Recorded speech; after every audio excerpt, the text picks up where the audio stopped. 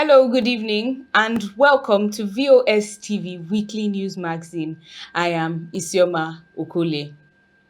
The week under review began on a sad note as former President Muhammadu Buhari passed on in a London clinic on Sunday following a prolonged illness. Jude Aweke reports that a state funeral was held on Tuesday in honor of the deceased at his hometown of Daura in Katsina State. The remains of the late former President Muhammadu Buhari, accompanied by Vice President Kashim Shettima, Chief of Staff to the President Femi Gbajabiamila, and some family members of the late former president landed at the Umaru Musa Yar'Adua Airport runway in Katsina State at about 1:59 p.m. of this Tuesday. The body, draped in the Nigerian flag, was brought down from the Nigerian Air Force aircraft by officials of the Nigerian military and was received by President Bola Ahmed Tinubu along other dignitaries at the airport. Governor Diko Rada of Katsina State and members of the Katsina State Executive Council, Deputy President of the Senate Bara Jibri, among other dignitaries, were equally on the ground to receive the corpse alongside some family members of the late former president. First Lady Oluremi Tinubu was also among those present and was captured welcoming and comforting the late Buhari's wife, Aisha Buhari. After a military farewell parade, the body is taken en route to Daura, the former president's hometown, where he will be committed to Mother Earth. Buhari's body had departed London in the United Kingdom around 8 a.m. on Tuesday. The former president died on Sunday at the London clinic at about 4:30 p.m.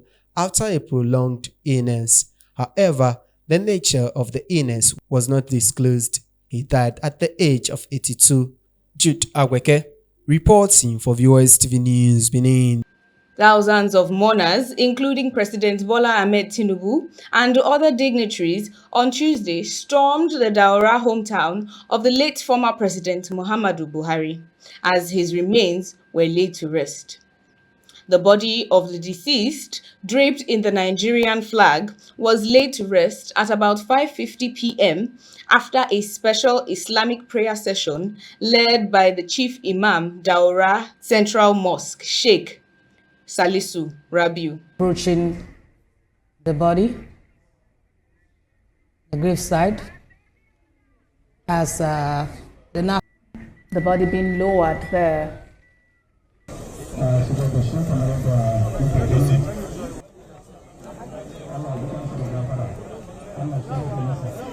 Meanwhile, as part of efforts to immortalize the late former President Muhammadu Buhari, President Bola Ahmed Tinubu on Thursday evening approved the renaming of the prestigious University of Maiduguri, Borno State, as Muhammadu Buhari University. This was during a special session of the Federal Executive Council held in honor of the former president at the Aso Villa in Abuja.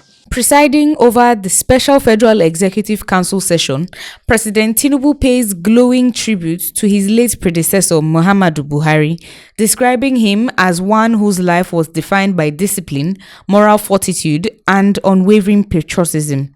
In a time when men had lost hope that change was possible, Muhammadu Buhari put his faith in the people of this country. We stood together, he and I, alongside others, drawn from across the political spectrum, regions and tongues. We formed an alliance that enabled Nigeria to experience the first true democratic transfer of power from one ruling party to another.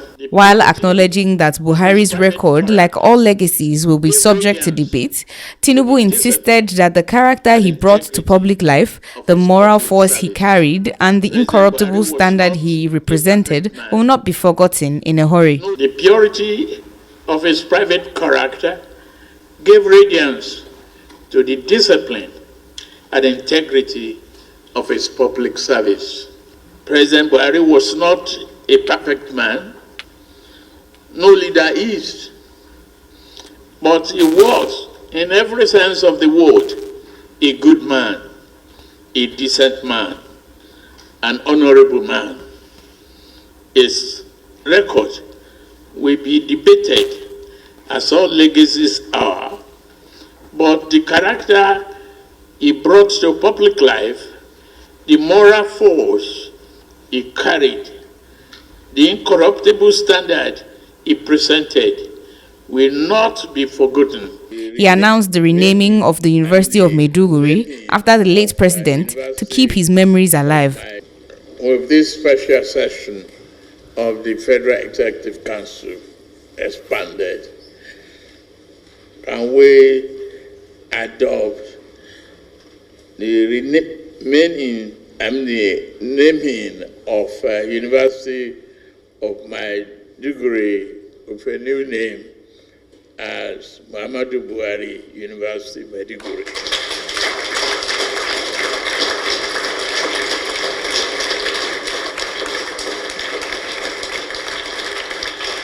The Special Federal Executive Council session in honor of the late former Nigerian leader was attended by ministers, Senate and Reps leaders, top government officials, and aides, amongst others.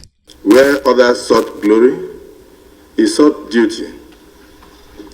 As a minister in his cabinet, appointed by him, I saw President Muhammadu Buhari unplugged. He was not flamboyant, far from it. His voice was measured, his steps deliberate, his public demeanor. I was privileged to serve him in different capacities, and I can attest to his rare discipline. The late President Muhammadu Buhari will be remembered not only for what he built, but for the lives he touched, the people he stood for. A spirit of national unity and respect for the service that resonates with Nigerians and sets a worthy example for generations to come. The state burial accorded President Buhari reflects the esteem in which he was held, not just by this administration, but by Nigerians in general. I had the privilege of serving as a state governor in those 8 years that he presided over the affairs of this country as the President and Commander-in-Chief of the Federal Republic of Nigeria. I can recount a number of unforgettable moments with him. One of such was the time I joined All Progressive Congress, the party. I was in PDP. And we had gone to see him, and it was a very trying moment, the time of NSAS. And when the acting national chairman was the governor of Yobe State, I went with Atiku Bagudu, was the then progressive chairman, or progressive chairman, governor's chairman. I went with His Excellency Badaru, and then his chief of staff, Professor Gambari. And after we saw a man so excited and so happy, and when we left him, he called back, Professor Gambari and said something to him. He said, "Today remains one of my happiest moments." The family of the late Buhari extends warm appreciation to the president and the entire nation for the honor accorded their late father, and most importantly, standing firmly behind them in their moment of grief. And indeed all Nigerians at home and in diaspora for the numerous calls, messages, condolence visits, and prayers offered for the repose of the gentle soul of our departed father. Your visits, calls, and prayers symbolized a great honor to the memory of our late father. Former President Muhammadu Buhari died on Sunday in London at the age of 82 after battling a prolonged illness. And now talking politics, wind of defection blew in the week under review as former Vice President of Nigeria, Atiku Abubakar, officially announced his resignation from the People's Democratic Party, PDP. One Ijoma reports that Atiku Abubakar says departure from the PDP's founding principles necessitated his defection. Former Vice President and 2023 presidential candidate of the People's Democratic Party, PDP, Atiku Abubakar, officially resigned from the party. His exit, which was made public through a resignation letter on Wednesday, comes amid a major shake-up ahead of the 2027 general elections. Atiku is now a key figure in the newly founded opposition alliance under the African Democratic Congress, ADC. The coalition also includes Labour parties Peter Obi, former Minister of Transportation Rotimi Amechi, and ex-Kaduna State Governor Nasser El-Rufai. Their joint objective to unseat President Bola Ahmed Tinubu and the ruling All Progressive Congress (APC) in the next election cycle. Atiku's move marks a major realignment in Nigeria's political sense, ending its long-standing affiliation with the PDP and signaling a united front of heavyweight politicians seeking to rephrase the 2027 race. One Ijoma reporting for VOS TV News, Benin. In the same vein, Edo political stalwart and Director General of the Aswe Ogie Campaign Council, Matthew Idoekeme, in the week under review, also dumped the People's Democratic Party over what he described as erosion of founding values. Dennis Ugbedian has the reports. His resignation was conveyed in a letter dated July 17, 2025, and addressed to the PDP Ward 5 chairman in Ikpoba Oka local government area, Mr. Andrew Esemwede. Udoekeme, a long-standing member and stakeholder of the PDP, said recent developments within the party no longer align with the principles of democracy, inclusiveness, and people-first leadership that once defined the PDP. Describing the move as a difficult but necessary step, he explained that the decision was taken after deep reflection, not out of anger or haste, and driven by a need to preserve his personal integrity. He acknowledged that the PDP has been instrumental to his political and personal growth, while noting that the party has significantly drifted from the visions of his founding fathers. He added that his next focus will be on his family and business engagements. Udoekeme also expressed gratitude to the PDP leadership and members of his ward for their support over the years, and wished the party well in its future endeavors. Dennis Ugbedian reporting for VOS TV, Benin City. Still talking defection, in the week under review, former national chairman of the All Progressive Congress, Chief John Odigye Oyegun, on Tuesday defected from the APC and officially joined the African Democratic Congress, ADC. Chief Oyegun was handed his membership card in Benin from the ADC chairman, Kennedy Odion. According to him, the rising insecurity and hunger under the present administration necessitated his decision. Oyegun served as the national chairman of the APC from 2014 to 2018. The Edo State Independent Electoral Commission, EDSEC, has officially fixed Saturday, 11th July 2026 for Edo State local government election. Chinaza Chineke reports that the chairman of EDSEC, Jonathan Ifogboka, disclosed this during a press briefing in Benin City. Addressing journalists on Monday, July 15, 2025, at the Commission's headquarters along Airport Road in Benin City, EDSEC Chairman Honorable Jonathan Ahibokan, flagged by other Commission members, said the announcement was in line with Section 28(1) of the Electoral Act 2022, the Edo State Local Government Electoral Act 2012, and the Edo State Independent Electoral Commission Establishment Reenacted Amendment 1, Law 2022. According to him, elections into the offices of chairmen and councillors in the 18 local government councils will hold on Saturday, 11th July 2026. He noted that registered political parties are expected to collect nomination forms on behalf of their candidates at the EDSEC headquarters, urging full compliance with the published timeline. Also present at the briefing were commission members recently approved by the Edo State Governor, Senator Monday Okpebholo. They include Honorable Asian Ojo Victor, Ihomo Eariva, Imafidon Hope Osaredion, Umoru Habib Frank, Dr. Suleiman Ovaiho Ihuria, Honorable Anthony Ahibome and Aremuyo Aligame Momo. EdSec 2026 Local Government Election Timetable. Wednesday, 16th July 2025. Publication of Notice of Election. 3rd November 2025. Meeting with political parties on election guidelines. Monday, 10th November 2025. Conduct of party primaries and resolution of disputes. Saturday, 29th November 2025. Observation of party primaries by EdSec. 8th to 22nd December 2025. Collection of nomination forms, Forms A, A1 and M. 15th December 2025 to 5th January 2026. Submission of nomination forms. 12th July 2026. Publication of personal particulars of candidates. Monday, 19th January 2026. Deadline for withdrawal or replacement of candidates. Friday, January 30th 2026. Last day for submission of nomination form signed by nominees. Monday, 9th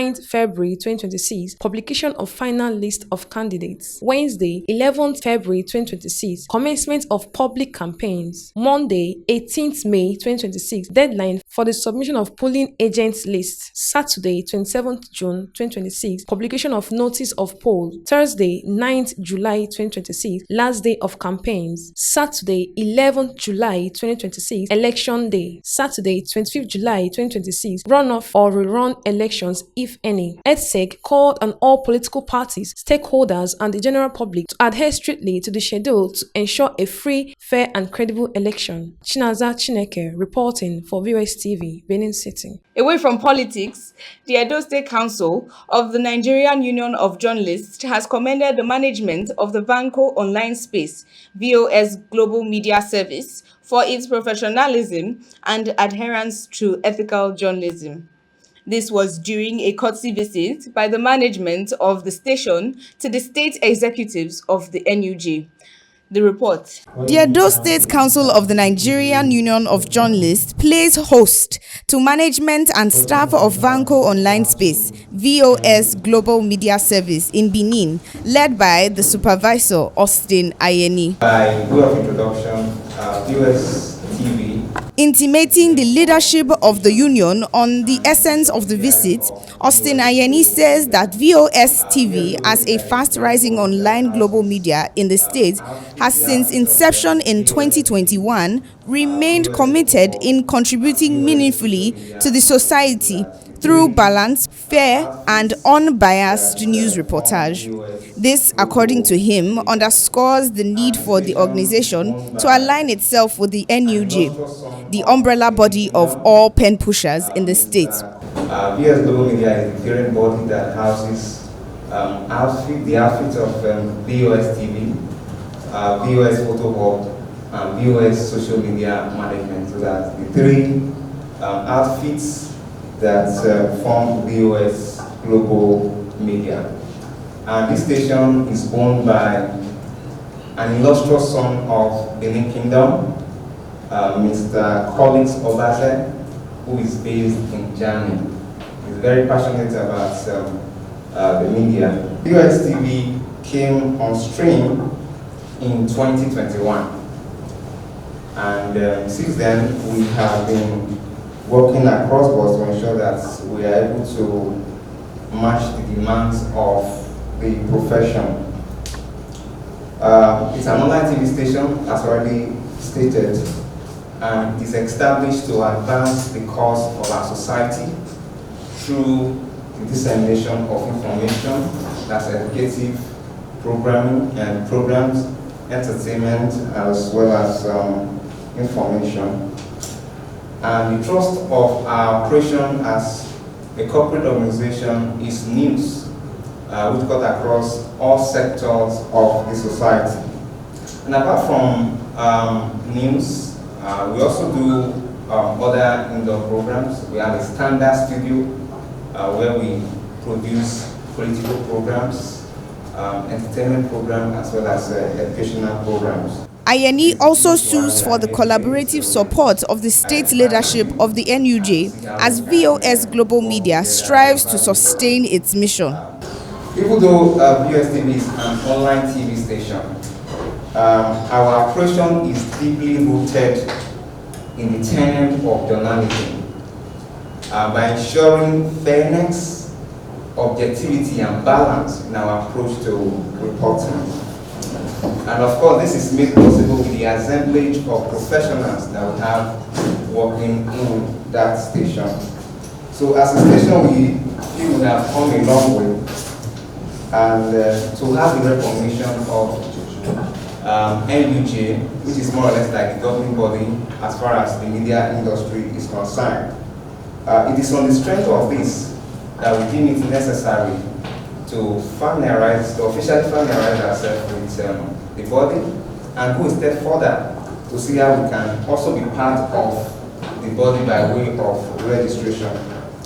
And we strongly believe that this will confer on us the legality of our operation, as well as the recognition that we so much desire as a responsible corporate organization. This is also in pursuance of our ambition to evolve into a terrestrial station in no distant time. While welcoming the team, the state chairman of the NUJ, Dr. Festus Alenke, gives a thumbs up to the management of the station, describing VOS TV as one of the online media organizations practicing journalism professionally in the state. He tasked them not to relent but continually adhere to the ethics of the pen profession in the discharge of their duties. On behalf of my teammates in the State Council of Nigeria and journalists, I'd like to welcome you to the present. I very much about your online TV. I also followed up some of the news programs. They are quite germane. We started well and going very well. We want to wish you well. Let's try as much as possible to balance our stories. It's very key. If they say Mr. A is told, and somebody is reporting Mr. A to you, that is told, it's your responsibility to find out Mr. A, they said is told. Did you steal? Yes or no, we'll make a story from that Mr. A. But the idea that some people will come to say Mr. A is told, and you take the story from there without getting to Mr. A, what you have just done is what yellow journalism. That's one-sided journalism, and that's not the best way to practice this profession. So try as much as possible to do balancing and do in-depth investigation, into issues. You don't need to be told about some. You can always go for it. When you get it, you make it a report. So these are some of the things I need you to take a look at. Dr. Alenke says the NUJ, under his leadership, will support the media organization. So to us in NUJ, we show our support at all times. Before we get you admitted into the NUJ, we will always support you. If you have any issue you need us to resolve, don't fail to come to us. So while doing this job, so many issues can come in the field. One or two of your colleagues can be arrested or attacked. That's why the NUJ is there. So feel free to come to us. Be sure of our defense at all times. Present at the courtesy visit were executives of the State Council of the NUJ, including the Vice Chairman, Ede Ago, Secretary, Andy Egbon. Others include the Head of Production Department of VOS TV, Dennis Ubudien, Head of News Department of the station, Jude Aweke, amongst others. The visit is expected to strengthen mutual and cordial synergy between the Vanco online space and the Edo State Council of the NUJ. And now talking security. In the course of the week, a special squad set up by the Edo State government to rid the state of cultism nabbed 20 suspects in Benin City, the state capital. Jude Aweke is our guide on this report. A raid operation by a special security squad known as Operation Flush at kidnappers and cultists, set up by Governor Mondo Bawolo to keep Edo State safe. From Isiho to Igwosa, Oluku to Ibiwe Lagos streets, The team combed all notorious hideouts in the state capital in search of criminals, cultists, and drug peddlers. 20 suspects were nabbed in the operation, with drugs, dangerous weapons, and other incriminating materials recovered. Hold it and let them video it. You don't know what you carry. ACP. Go like that. Make you zoom the DC. I bet zoom that ACP this one. Remove your hand. Remove your hand and let them zoom it. Area commander. Now you be. Follow. Speaking after the operation, members of the Edo State Special Security Squad against cultism and kidnapping commended the governor for establishing the squad, which according to them will go a long way in reducing the criminality and incessant cult-related killings perpetrated in the state. Let me first of all commend the executive governor of Edo State. It shows that he's caring and endearing. It shows that, precisely speaking, is a man that is particularly given to peace and against conflict. We have seen the spate of killing in Edo State, and he took it upon himself to announce to the world, to announce to Edolites, to announce to everyone that the killing should stop, must stop, and it will stop. So we unleashed this special task force against cultism and kidnapping. And today is our first instance to the street, and we made a lot of arrests, a lot of endearing and emboldening arrests. And you can see for yourself, like you, the pressman, you notice what we have done all the way from Ugbowo down to town. They are all in the vehicles, the arrests we've made, the drugs we took, the ammunition we took, and everything we have taken.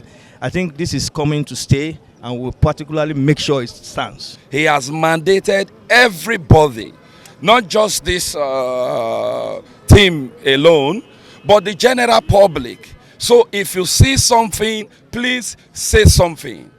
All meaningful Edo citizens, it's no longer time to hide secrets or be afraid of these persons. They are human beings like us. We thank the executive governor of Edo State, Senator Monday Okpewolo. The governor has said enough is enough to criminality. So we all have, together, we join the governor to say enough is enough. It's not all about cultism. We're also looking for drug addicts and drug peddlers. We're also looking for kidnappers. And they are all interrelated. You can smell where your mother sell onions and your father sell garlic. They are all interrelated. So we have to make Benin City safe for us once again. I grew up in this town and I'm still in this town. Until recently, he became something else. So we have to clean the streets of all social vices. Whether cultism, armed robbery, kidnapping, the governor has said enough is enough and it's time to make Benin safe. The team also sealed some facilities allegedly linked to crimes in the state. The reason for the sealing is just to invite the proprietor of that hotel to come to the government house, and they've been intel from security operatives for them to come and explain their own parts, because when we got there it was like a hideout and a place for drug peddling and so many other. So all you need to do is come out and say, this is my hotel, this is what is happening around. It's not something personal. The Edo State Special Security Squad against cultism and kidnapping involves a joint interagency team constituting the military, the police, Nigerian Security and Civil Defense Corps, NSCDC personnel, and other sister security agencies, hunters, vigilante groups, and repentant cultists, among other critical stakeholders in the state, are also members of the squad. Jude Aweke, reporting for VOS TV News, Benin. And to conclude the news magazine, in the week under review, gunmen suspected to be Fulani headsmen invaded Jebu community in Plateau State and killed 27 persons with several wounded. Jude Aweke again completes the report. People of Jebu of Toho's community in Riyom local government area of Plateau State are shown into mourning. It is an aftermath of a sporadic gunfire on Tuesday. Gunmen unleashed mayhem, leaving 27 persons, including women and children, gruesomely murdered, with skulls still missing. The villagers claimed that the attack also left many people injured, with several rushed to the hospitals, including the University of Jos Teaching Hospital in Plateau State. According to survivors, the gunmen suspected to be members of the Fulani ethnic group stormed the community, shooting sporadically and setting several houses ablaze. The Fulani grazing their cows, because that is what they usually do. Their modus operandi to attack villages and communities is to come massively, with their cows, and then of course the attackers will pin down, and the cattle will go back. And that was the exact thing that happened last night. They started showing some signs before that time, and of course we made some moves to see that there are security men from Sector 6 with 2 gun trucks, and I was satisfied that my people are well protected. But I discovered that about 21 lives have gone far beyond the sun. The attack has once again highlighted the security challenges in Plateau State, where communities have been targeted by armed groups in recent times. Day in, day out, people are being killed. The terrain is so porous, and that is why some of us have argued that we need a state police in this country. If we don't have state police, we'll continue to have this problem. As a woman, I am not happy. Women are becoming widows. Children are becoming orphans. I am calling on the president as the chief security of this country. He should do something. Sincerely, it is very sad and unfortunate that up to today, these things have not come to an end. You have just witnessed, you've gone around together here, you've seen the dead bodies yourself. 27 people lying down. Okay? You've seen the corpses yourself. 27 people. This is very sad. The incident has sparked concern and outrage, with many calling for increased security measures to protect the lives and property of citizens. The Plateau State government had last week recruited 150 new agro rangers as part of efforts to address the security challenges facing the states. Jude Aweke, reporting for VOS TV News, Benin. And that is the size of our weekly news magazine. As you bask in the euphoria of the weekend, make sure you stay safe. Together, we can achieve a peaceful society. If you see something, say something. On behalf of the news magazine producer, Jude Aweke, I am Isioma Okolie. Do have a lovely weekend. Bye for now.